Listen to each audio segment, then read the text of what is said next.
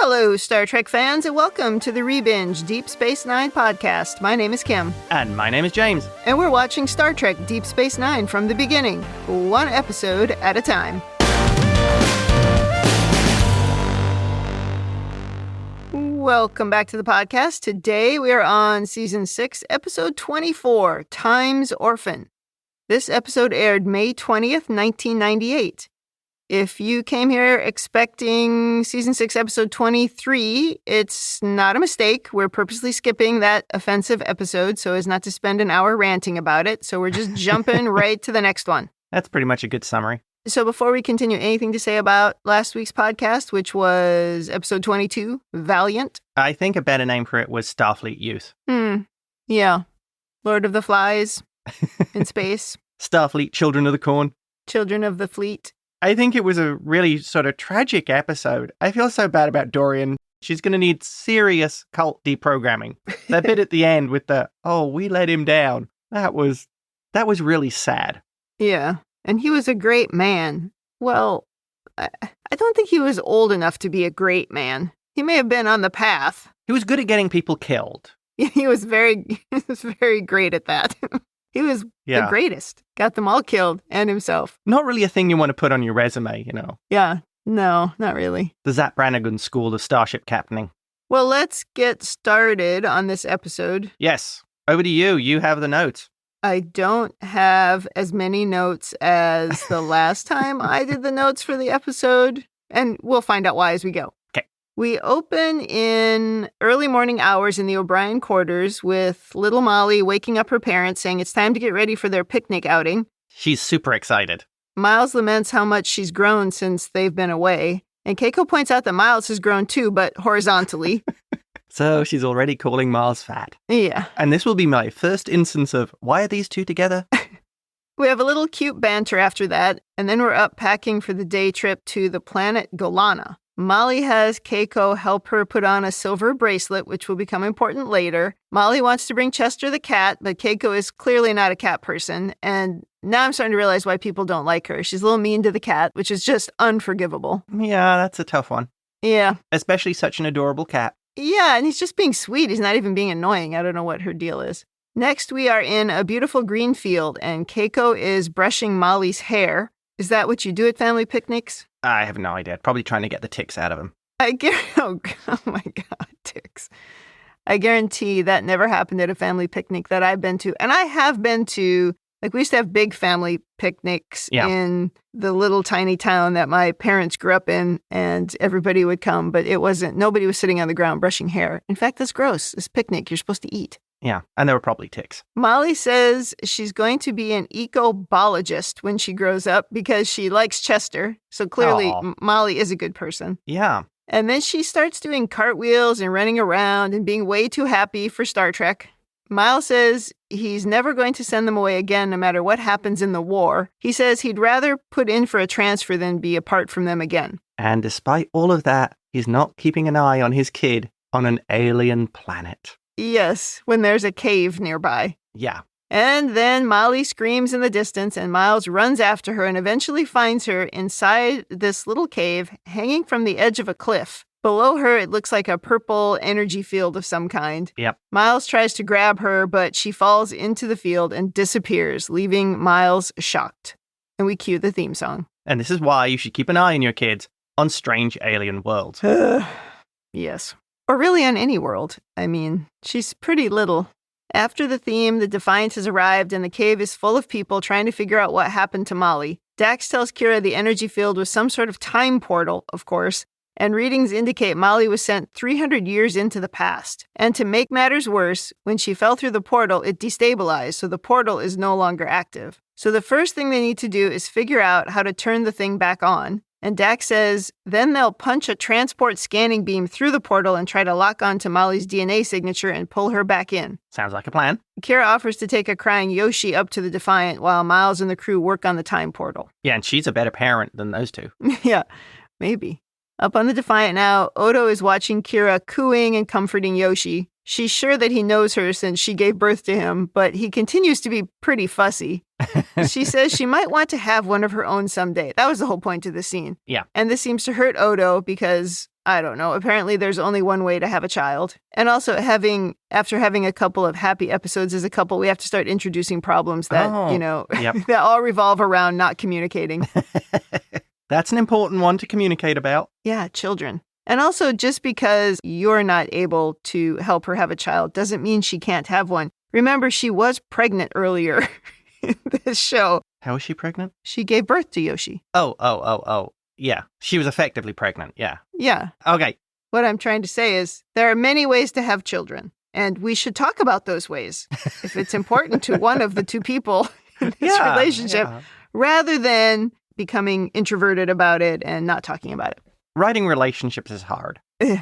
Well, Odo has discovered the time portal was built by a civilization that vanished 2,000 years ago, which means Molly would have landed on an uninhabited planet. As like an 8-year-old, I think they say she is. Yeah. They hope they're able to pull her out a few minutes after she landed there so she isn't too traumatized. You got to ask the question about the number of died-out civilizations that just leave really high-tech stuff just in the bottom of caves. It does seem common on the show. And for only 2,000 years, that does seem like maybe there'd be a little more of the civilization left. Well, this was a park. That you happened to just build a time portal in. Okay, I have no answer for that. It's a good point. Down on the planet, Keiko is worried it's not going well, but Miles tries to reassure her. Dax eventually says they're ready to turn the thing on and try to get Molly back. There's a bunch of technobabble as we start the process. They get a lock on Molly's DNA, which for some reason requires Bashir, and they beam her out. Only this isn't the same Molly that went in. It's a much older girl with wild hair wearing Molly's bracelet.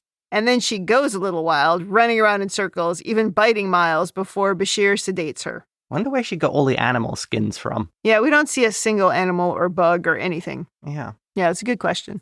And it's hard to believe that an 8-year-old by herself with no weapons or no tools is going to survive.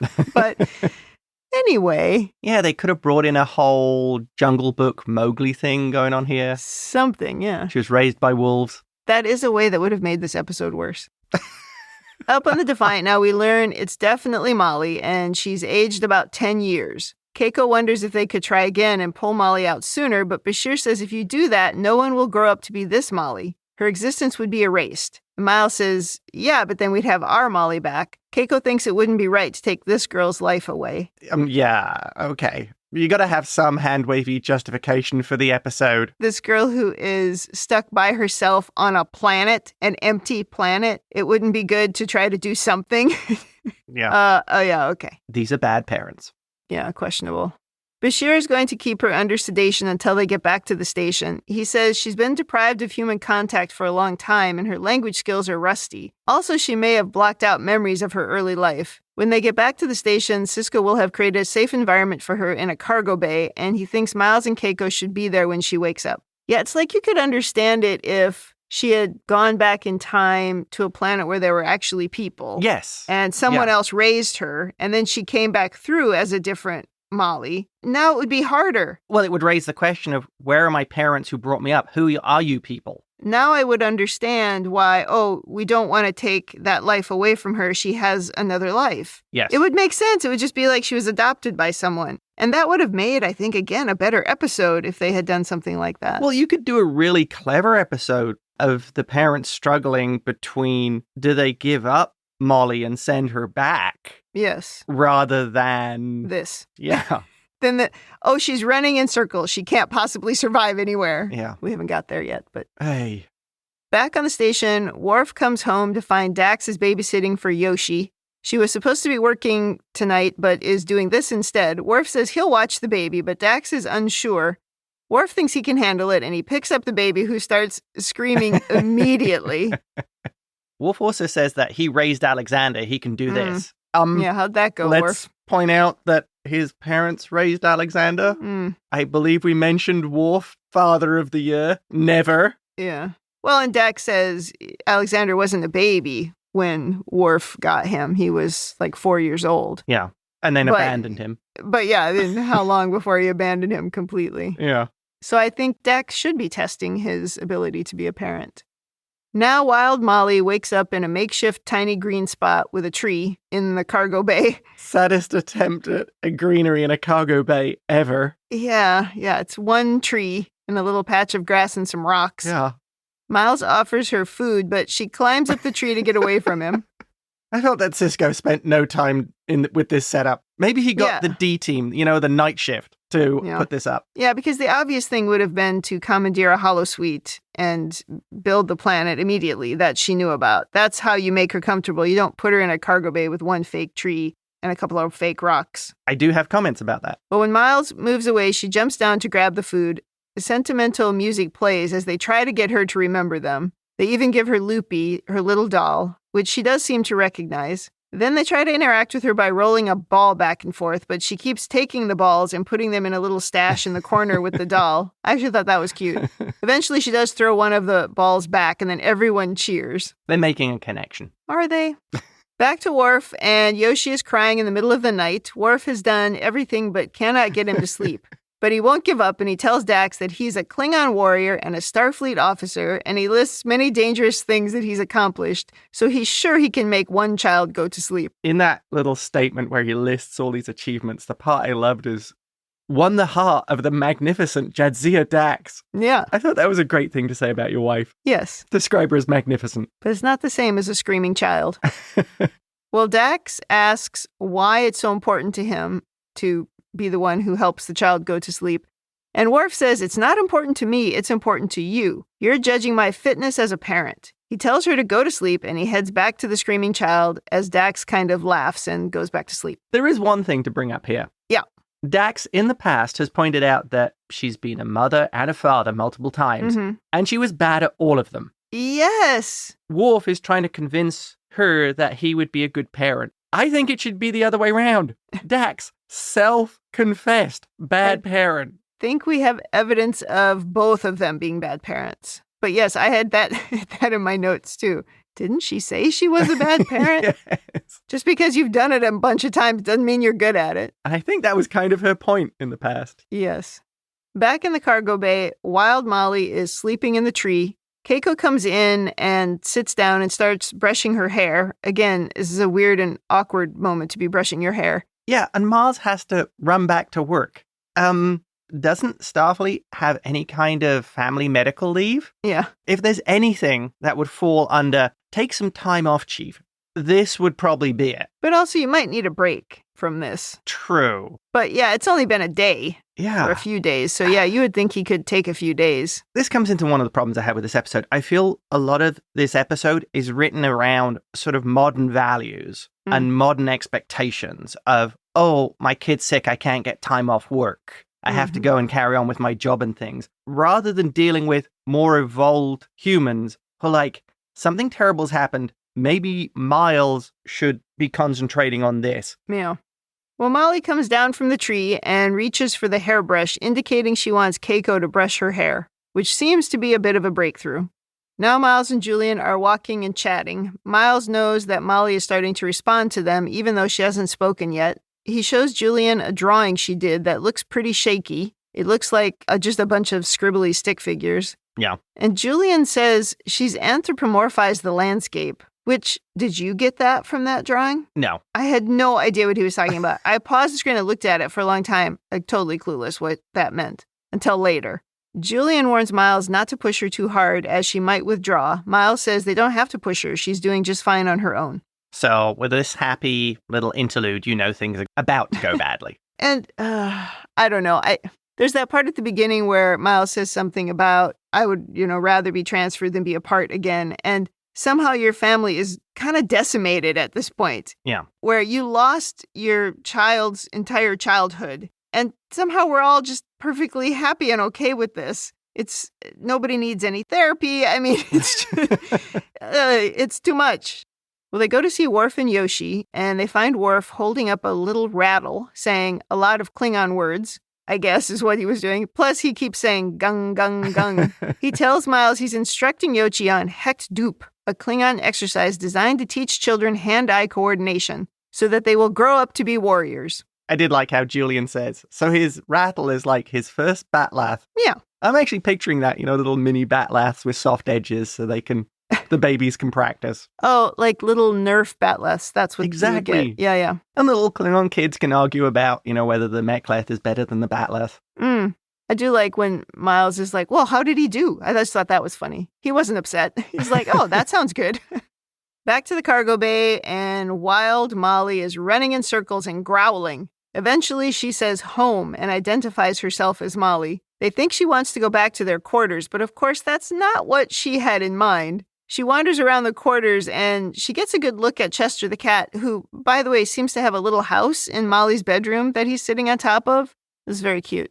Eventually, Wild Molly freaks out because this isn't the home that she was looking for. Yeah. So they take her to a holosuite of the planet she had been on, which is what I think they should have done in the first place. And she's much happier running and jumping on the grass. But Quark breaks into the room saying their time is up and some Klingons have the suite reserved. Then Miles tries to take Molly out, but she doesn't want to go. So Miles ends the program and then she kind of flips out. They try to drag her out through the bar, which is absolutely crazy because the place is packed and she's not a baby. She is she's an adult at this point. She's 18 years old. Right. And the room is just completely packed and she's going absolutely wild. She gets into a struggle with Quark and she eventually bites him, which seems to be her go-to thing. And she starts trying to escape and she's knocking people over and she's panicking when she can't get out. At one point, she feels cornered and she grabs a broken glass off the floor and she stabs an alien in the stomach. Yeah. Odo comes in with a security officer and orders him to use his phaser on stun, and Molly goes down.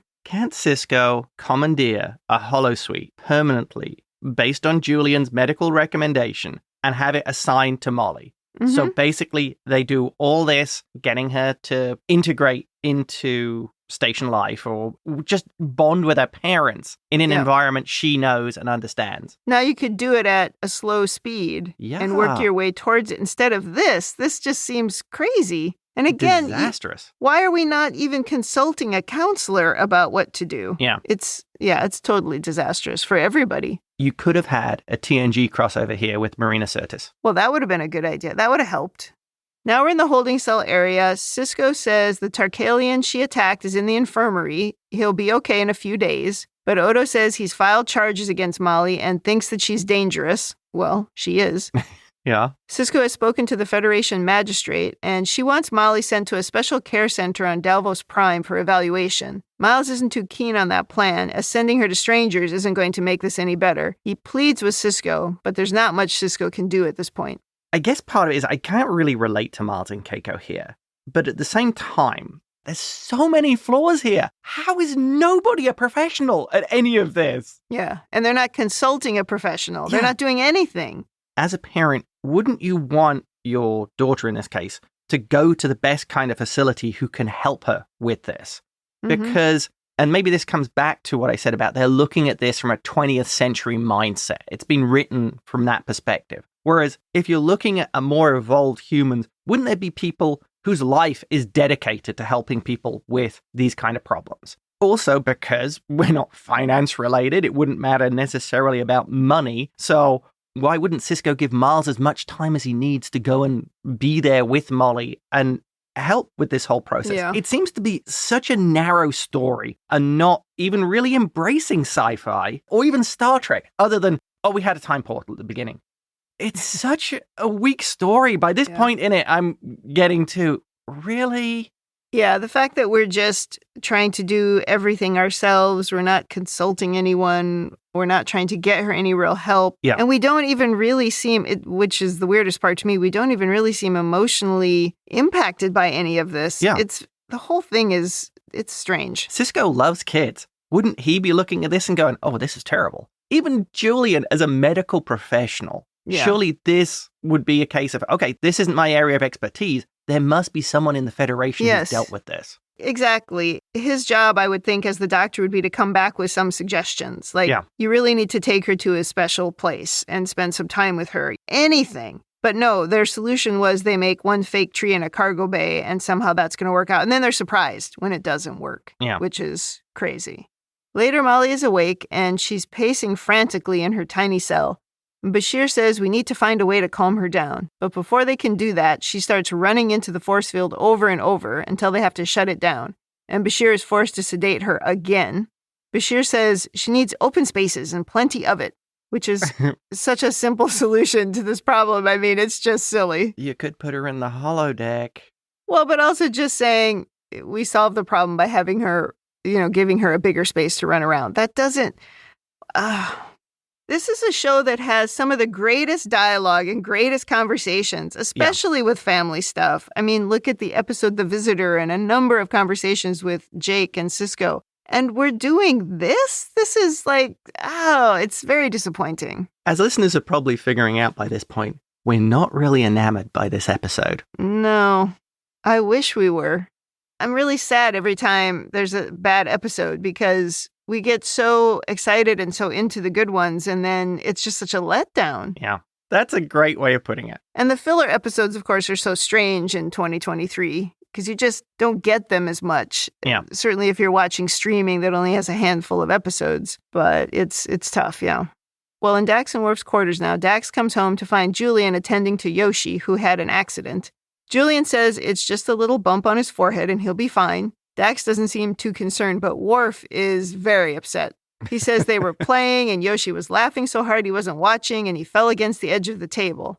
Worf blames himself, saying he failed Alexander and Yoshi and he would fail their children too. And then he dramatically exits. He's such a drama queen. Well, at least he admitted he failed Alexander. Yeah, earlier he was just like father of the year. It is typical of Worf, though. He has to take this completely as his fault. Yeah. I'm sure every parent feels that way, though, when their little tiny child gets hurt. Yeah. In the O'Brien quarters, Keiko is saying they can't let them take Molly away, but Miles says they don't have any choice, and he's being a bit passive. Eventually, Keiko realizes he's planning something, and she pulls it out of him. He's planning to steal a runabout and take Molly back to Golana. He says they'll send her back through the time portal, and then they'll destroy it. Keiko is a bit upset that they won't see her again, but not as upset as you might think. I did hear kind of like how Keiko had Miles' back. Yeah, she says we're in this together. Yeah, there is the other side of this as well of, 20 minutes ago you seemed to be perfectly happy with, we can't steal her the years she was on the planet from her. Yeah.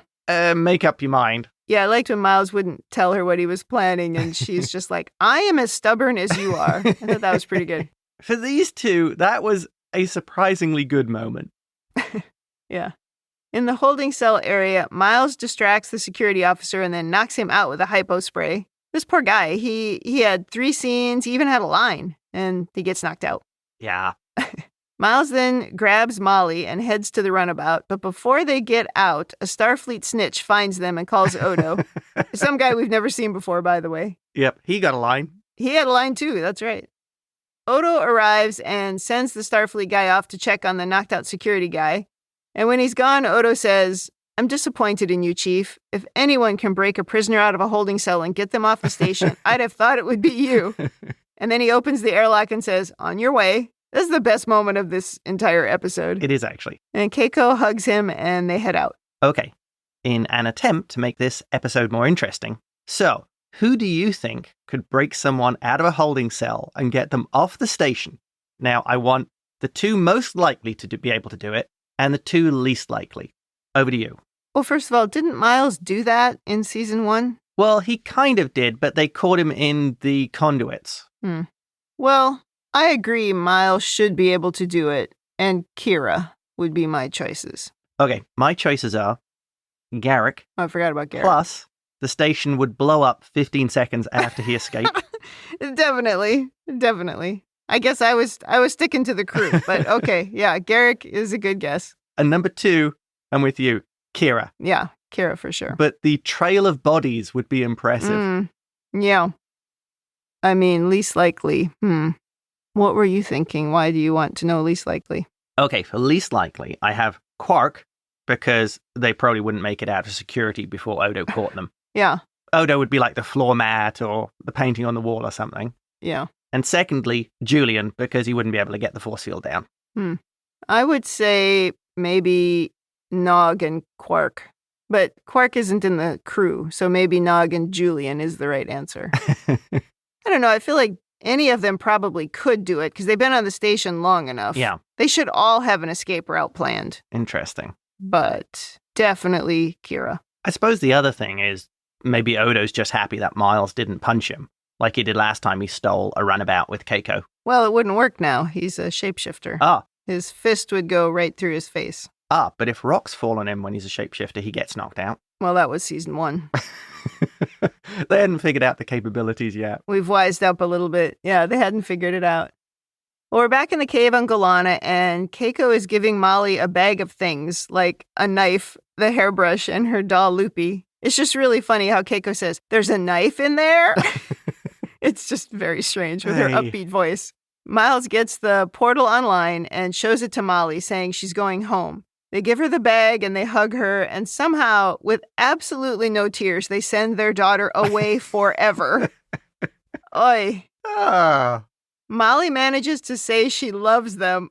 We are at a low point in this episode, in this scene. And then she steps through the portal and disappears. I think my brain had turned off at this point. You just have to go on without me. Oh my goodness. On the other side of the portal, Wild Molly hears a whimper and she finds the original Molly. Wild Molly figured out that the little girl needs to go back through the portal in order to get home. She shows Molly that they have the same bracelet to reassure her and gives her Loopy. And then little Molly steps through the portal. And just as she does that, Wild Molly says, "Molly, home." And then she disappears. Just as Miles is about to destroy the portal, little Molly steps through with Loopy and runs to Keiko. Back on the station, Worf asks if Dax apologized to the O'Briens for him, and she did. But they said it wasn't the first time Yoshi has bumped his head. I'm sure it won't be the last. Yeah. Dax says they were invited to dinner as a thank you for watching Yoshi. Worf seems sad until Dax asks, "What is gung gung gung?" And it turns out Yoshi was shaking his rattle and saying it, and this makes Worf feel better as he seems to have made a good impression on the kid. Yes. And he didn't kill him, so I guess that was good. All good. He's already adopting the way of the warrior. But it's like you had one little moment of adversity and you give up. You are not going to be a good parent because you are going to have moments of adversity every day. Well, I think that's how Worf deals with family. That is how Worf deals. That's my point. He had one problem with Alexander, remember? Because it was like, oh, gee, Alexander doesn't want to be a Klingon warrior. I don't know what to do with this kid. Yeah, send him away. And he sends him away. We spent a lot of time talking about that. Now we go to the O'Briens, and Miles says the captain has volunteered to represent him at his hearing. Keiko is sure Sisko can make Starfleet understand what Miles did. They wonder if Wild Molly knew what she was doing when she helped Little Molly. I mean, obviously she would know. She gave her Loopy. And then Molly shows them the picture she's drawn. And now Julian's comment from earlier makes sense because in this version, which is apparently the same drawing of what Wild Molly drew, you can see that the trees and the rocks and the suns, I think they're the suns, have faces, which was not evident at all in the other picture. Yeah. Miles and Keiko are completely shocked to see the same picture. And everyone is happy. And I'm not kidding. That's the end. Oh, dear. So weak. Well, do you have over-analysis? Well, I have an alternative for the ending there. Okay. Why didn't they all go back? Yep. Why don't they go back like 10 years? They could live on the planet, take as much tech, maybe take a replicator, whatever they need. Yep. Enough supplies to last, say, 10 years. And leave a little bomb behind to blow up the portal. And then in 10 years' time, right after these events happen, they get a call from Miles saying, "I'm on the planet, come and pick us up." And then, Molly they hopefully will have been able to help Molly readjust to the family. Yeah. Yoshi will have grown up there, and they will have actually had some kind of life together. That's a good idea. This was pure luck that they got Molly back. I could see a sci-fi story, a book or a movie ending like that. But they weren't going to do that here unless Miles was leaving the show. That's true. You can't really do that. But that would have made more sense. I mean, literally, they weren't even sad. They just sent it's like, "See ya. Bye. Good luck. We're going to blow up the portal, so we'll never see you again. Here's a knife." So weird. Okay. So looking at some over-analysis points. Yeah. Future Molly goes back in time, sends young Molly back, and she then disappears, which I would be fine with, except Miles did this and died, yet he seems fine. Could we have some consistency, people? I don't know exactly how to explain how I see these things, but it's like when you sort of break the timeline. Yeah. And the two of them together in the same room, to me, it breaks it. which is the same for Miles. Yes. So it doesn't make sense to me that one person doing something to themselves would then affect the other person that's already there in the same timeline. Yeah. That to me is just, I don't know if it breaks my brain or what. So I didn't get the need for her to disappear. I mean, it's almost like it's kind of a happy ending because now she doesn't have to suffer by herself anymore. Yeah. And which, and we've just doomed her to the loneliest life in the loneliest place instead of trying to find another place that she could go where maybe there would be other people. But it just seems strange. And then, yeah, when you said that to me yesterday, like, wait a minute, in that episode with Miles, the younger Miles, or the earlier one in the timeline, dies, but the older one remains. Right. You're like, oh my God, they didn't even do the same thing on their own show. Yeah, exactly. Which episode was that? Visionary. People should watch that one instead of this one. Oh, definitely. That's a great episode. Yeah, better than this one. Next point. Okay. How do you file a Starfleet claim for medical negligence against Julian? In 300 years, they have no idea how to deal with this kind of thing. Nobody seemed to have any idea. No. That, I think, was the weakest point of the story, and Sisko just... He didn't even appear until she was in jail. I mean, surely, by this point, you would have had a shuttle, maybe, that crashed on some alien world where the crew survived, or just the children survived. So you had these instances of people being stranded, maybe even on their own for long periods of time. So you would have had some experience with how to deal with it. Yeah. It's like when they were allowing that child Jem'Hadar to run around. Yeah. I mean, at least some of that was from inexperience of having dealt with the Jem'Hadar. Yeah. Next thing, and this is a bad one, let's face it. Taking Molly back to their quarters, she's skinning and eating that cat. Sorry, Chester. No. She did just look at it. She didn't do anything. She was setting that aside for later. Or she was sizing up what kind of eating was on it. Get some gloves out of that, maybe a pair of boots. No. That's terrible. And I think my final point here is I feel this episode really lacks anything we know about the Federation and the behavior of people in the future towards Molly. There doesn't seem to really be this care about her. And this is where I'm coming from with is this looking at sort of the 20th century or the 19th century view of people who've been traumatized? Of, just let them get on with it. I feel it doesn't fit in Star Trek. Yeah. It's almost like, do you remember the episode where Jake runs into the Starfleet officer who's basically shot himself? And was like, oh, I'll be drummed out and treated badly. And you're like, this guy's been traumatized. Is that the best thing you're going to do as evolved humans? As evolved people? Maybe we weren't paying as much of attention to just sort of mental health issues in the 90s when we were writing that. And we'd probably write that sort of stuff differently now. But I don't know. It'd probably be worse now. It might be. So I feel that was just another way in the story. I felt let down. Yeah, I get that. And I think that wraps up my overanalysis and complaining about the episode. Well, we haven't done rating yet. Well, I have no overanalysis. I have nothing to offer. I'm just going to go to women in the future. And I don't really know what to say about the Worf Dax B story. Yeah. I'm just not really clear on what Dax was saying or doing. It wasn't very impactful. And it was just the B story, I guess. Mm-hmm.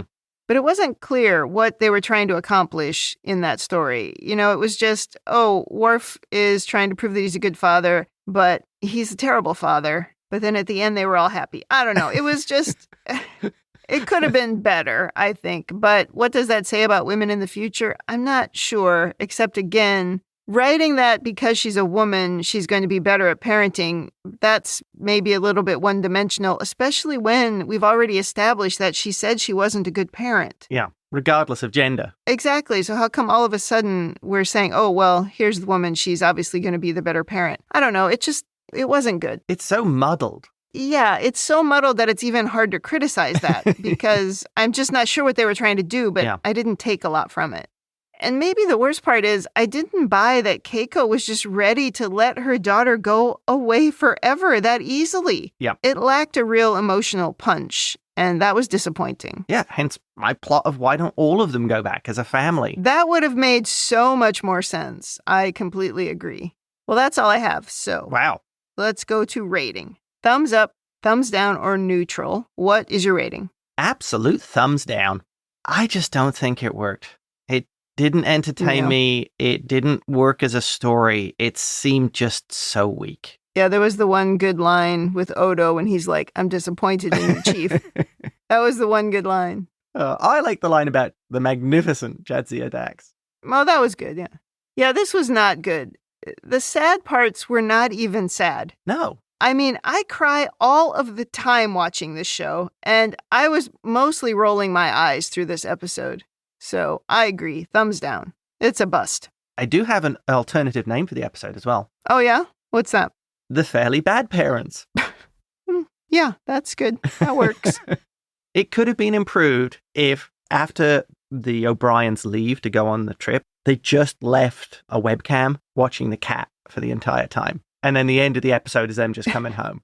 Imagine how much more interesting it would have been if, as we said earlier, she was sent to a place where there were people and she was raised by another family. And then when they send her back, they accidentally send her back to that earlier time and she runs into little Molly. Yes. Now you have something. Oh, I think, yeah. You've got a much more interesting story of dealing with the moral question of she has parents who love and care for her. Do you deprive them of their daughter and the life she's had on that world? And also, is she going to save herself? Because sending Molly back would mean that she's going to disappear. Yeah. And if she had been maybe more educated or more aware, she would have understood that if she wasn't, this wild child. That would have been interesting. Now she has to make a decision about her own life. Yeah. A much greater opportunity for a story with some drama and pathos. I completely agree. Yeah.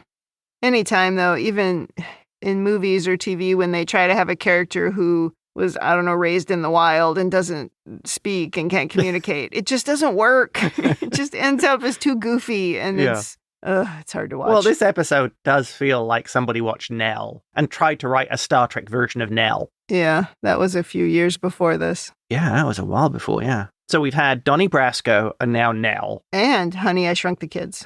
That's right. Yep. I forgot about that. Yep. Do we have a Ghostbusters episode coming up? I'll have to check. Oh, that would be great. That would be good. All right, that wraps up Season 6, Episode 24. Come back next week for Episode 25. In the meantime, if you'd like to send us your own overanalysis of this or any episode, or if you just want to say something nice, you can email us at ReBingeIT@gmail.com or tweet us at ReBingeIT. You can check us out on TalkThroughMedia.com. You can leave feedback there for individual episodes, and you can also listen to the other podcasts in our network. Thanks for joining us on the ReBinge Deep Space Nine podcast. That's it for me. And that's it from me.